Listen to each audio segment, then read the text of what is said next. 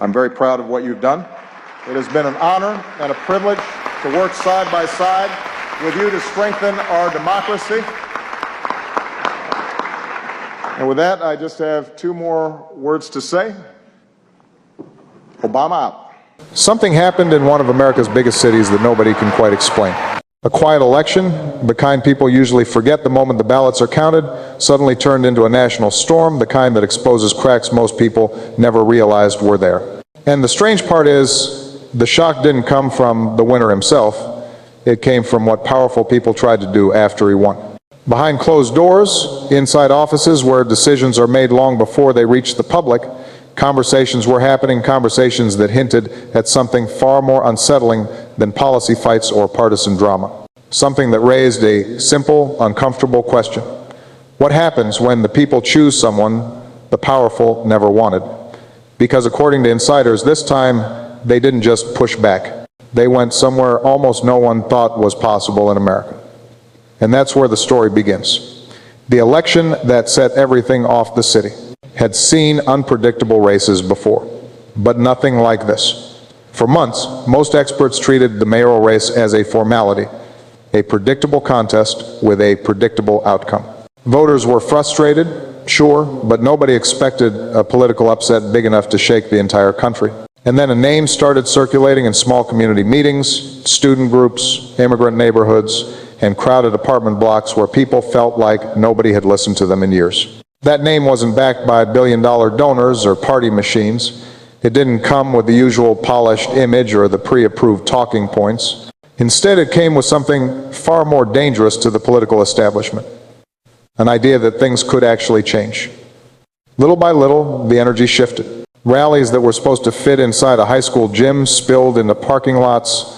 Voters who never bothered with local elections started showing up early and staying late. People whispered that maybe, just maybe, this time their vote would actually matter. And when election night arrived, the shock wasn't in the numbers, it was in the silence that followed. Because the moment the new mayor's victory became undeniable, you could feel it. Something in the air tightened. The people were celebrating, but the halls of power were not. To most Americans, it looked like a simple win. A democratic process, a city choosing a new voice. But beneath the applause, and far from the cameras, there were already signs that this result wasn't going to be accepted as easily as past elections. Some insiders later said the pushback started before the confetti hit the ground. And as the city took a breath and prepared for a new direction, forces outside its borders were already moving quietly, strategically, and with a level of urgency that hinted there was more at stake than anyone realized. Because the real story didn't begin with the victory. It began with the people who refused to accept it. The backlash nobody predicted, the first signs of trouble didn't come from protesters or political commentators. They came from the places where power usually speaks in whispers, congressional offices, private group chats, closed-door briefings where only a handful of people ever know what was said. What should have been a routine transition suddenly felt tense. Too tense for an election that had been free, fair, and decisive. At first, it looked like frustration, the usual grumbling you get after any upset, but this was different. According to people who were in the room, the tone shifted almost immediately from "we lost" to "this can't stand." There were lawmakers who didn't even wait 24 hours before floating ideas that sounded less like political strategy and more like damage control, as if the voters had set off an alarm they were never supposed to touch. Publicly, the losing side kept their language measured, but privately, messages were circulating that hinted this wasn't going to be a normal fight over policy. Reports claimed that certain officials were pushing colleagues to look for irregularities not because any existed, but because they needed something, anything, to justify a deeper challenge.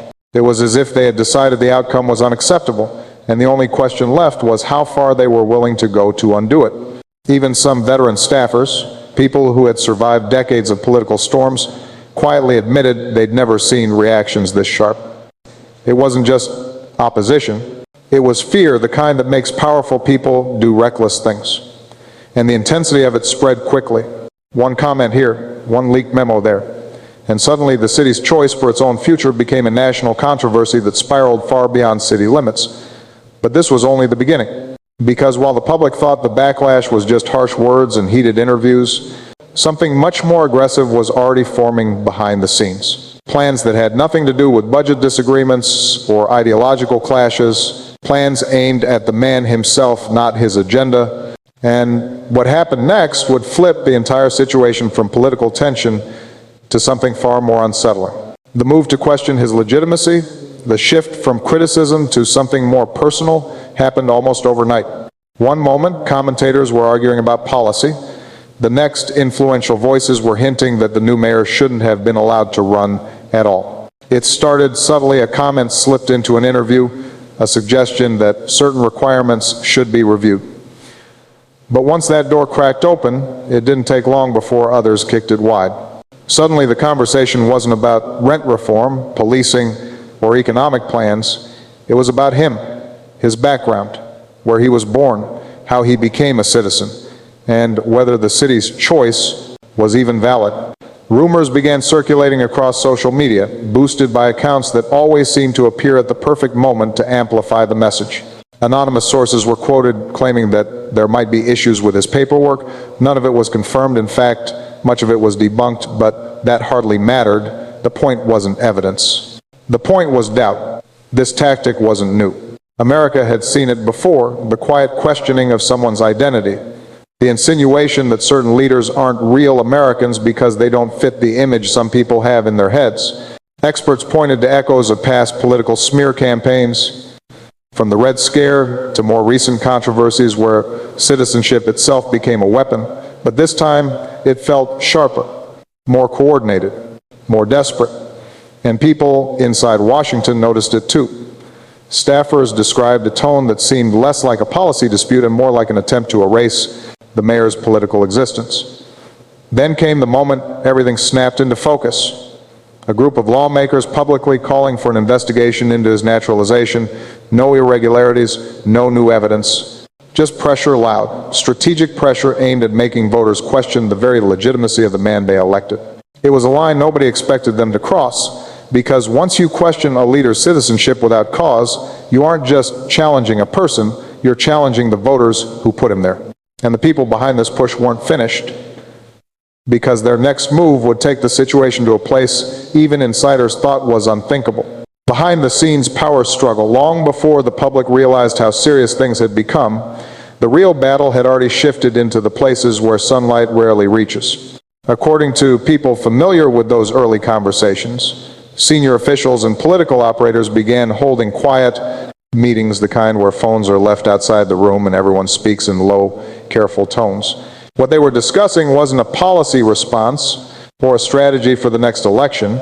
It was something far more unusual: how to contain a mayor who hadn't even taken office yet. Insiders later described the atmosphere as tense, even frantic. Some staffers claimed that certain lawmakers were pushing colleagues to dig into anything old visa records, travel histories, naturalization documents, hoping to find a technicality that could be spun into a crisis. Others said there were conversations about pressuring federal agencies to review his file, even though no red flags had ever existed. None of this was public. None of it was official. But the intent was unmistakable. If they couldn't defeat him at the ballot box, they would try to undermine him through the back door. And the speed at which these ideas gained traction stunned even veteran political observers. One staffer described it as watching guardrails disappear in real time. Rumors suggest that some members of the administration were more involved than people realized, quietly signaling that they would support an aggressive challenge if someone else took the first step. It was like a political domino chain waiting for a single nudge. And all the while, the mayor-elect was preparing for a transition he had no idea was being sabotaged behind the scenes. As pressure mounted, a new plan began circulating among the most hardline voices, a plan that went far beyond questioning documents or raising suspicions. A plan that pushed the boundaries of what most Americans believe is even possible within their own system. And once that idea surfaced, everything changed. Because the next move wasn't just about undermining his legitimacy, it was about removing him entirely. The talk of removal. The moment the idea surfaced, even people used to political extremes had to stop and ask themselves if they'd heard correctly. At first it sounded like a rumor, one of those whispers that floats around the edges of government whenever tensions run high. But then it showed up in private memos, then in internal emails, and finally in statements made boldly enough that nobody could pretend it was a misunderstanding anymore. Some lawmakers weren't just questioning the new mayor's legitimacy. They were openly discussing whether he should be removed from the country entirely. It was the kind of escalation that normally exists only in drama scripts or worst-case scenario think pieces. Americans argue, Americans fight, Americans complain about their leaders, but the idea of deporting a duly elected official wasn't just extreme. It was unprecedented. Even seasoned analysts, people who've spent their careers studying political crises, admitted they had never seen anything like it in the modern era. Supporters of the plan framed it as a legal review. Critics called it what it looked like, a targeted attempt to go after the man, not the policies.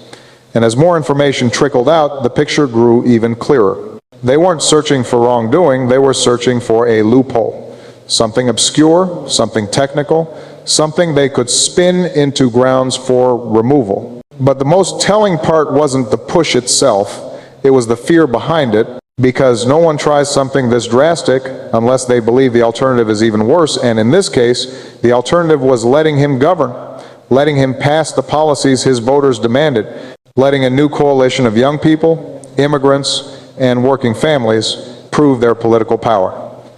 The attack wasn't only about him, it was about the people who put him there.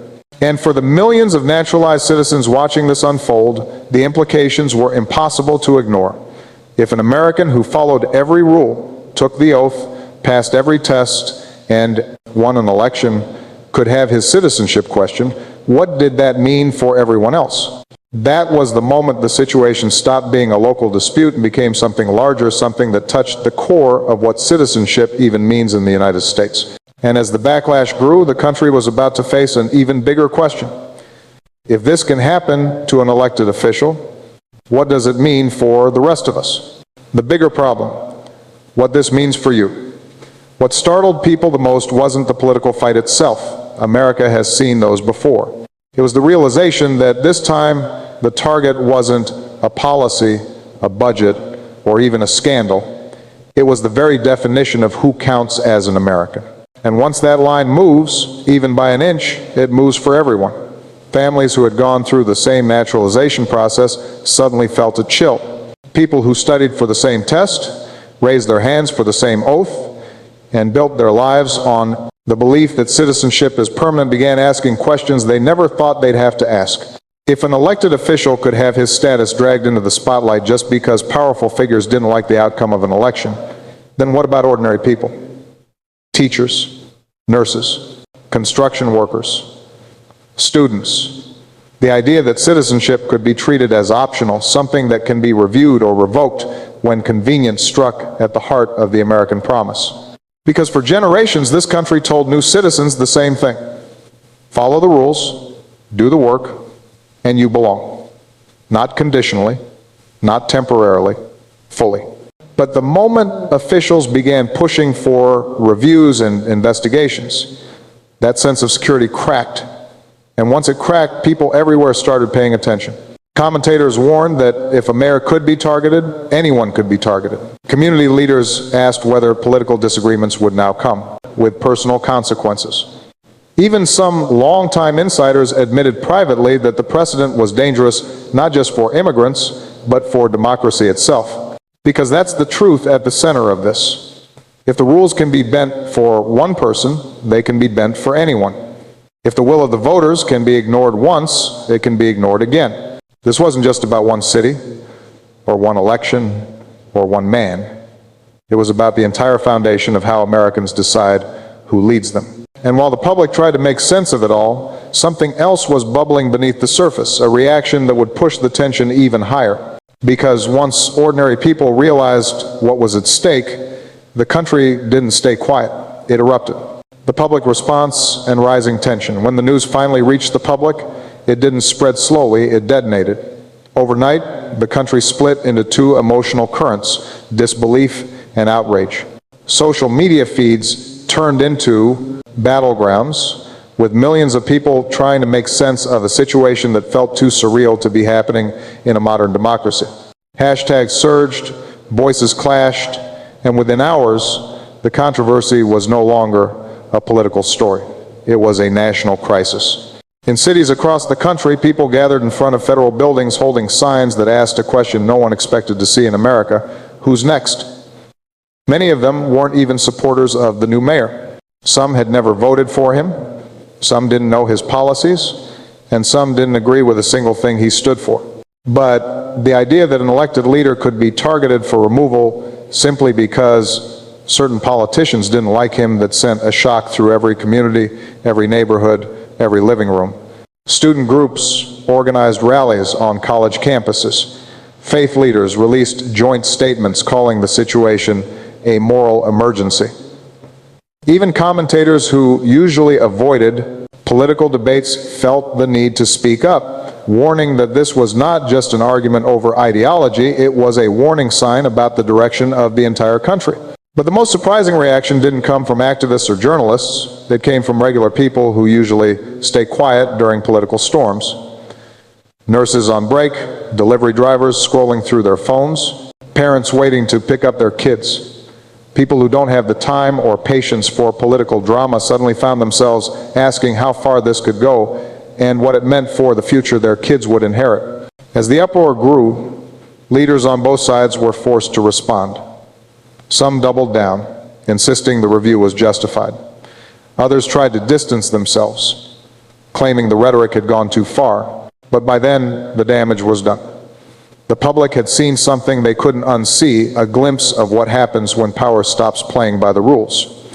And beneath all the emotion, all the arguing, all the noise, one truth started rising to the surface. A truth that couldn't be ignored, no matter how loud the distractions became. Because while the country argued about whether this was politics or panic, a deeper question was forming, one that would push this story beyond outrage and into a moment of national reflection. A question that everyone, on every side, would eventually have to face. A closing that leaves viewers thinking. When the noise finally settles and the arguments fade into the background, what remains is a simple, uncomfortable truth. The strength of a democracy is never tested when things go smoothly. It's tested in moments like this, moments when the rules are pushed, when the powerful reach for tools they were never meant to use, and when ordinary people have to decide whether they're willing to look away or willing to stand up.